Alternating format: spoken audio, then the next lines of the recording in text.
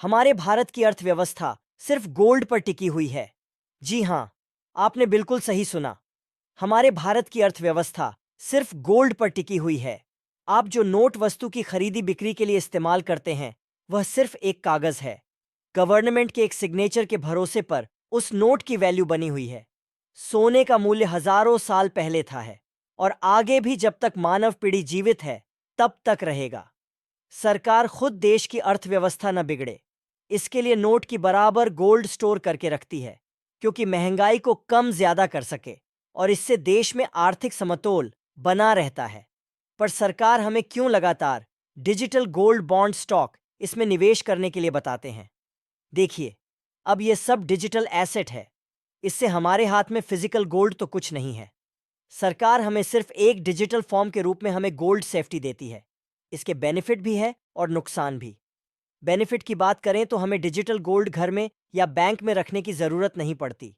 इससे चोरी होने का खतरा कम रहता है और जैसे हमारे गोल्ड की वैल्यू बढ़ती रहती है, वैसे ही हमारे डिजिटल गोल्ड की वैल्यू बड़े बढ़ते रहेंगी। अब इसके नुकसान की बात कर तो हमारे हाथ में फिजिकल गोल्ड तो नहीं है, तो हम उसका इस्तेमाल नहीं कर सकते हैं।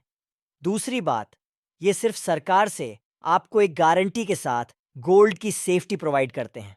अगर किसी दिन कुछ पॉलिसी में चेंज आ गया तो फ्यूचर में उसका कुछ पता नहीं और हमें सरकार को टैक्स पूरे देने पड़ते हैं।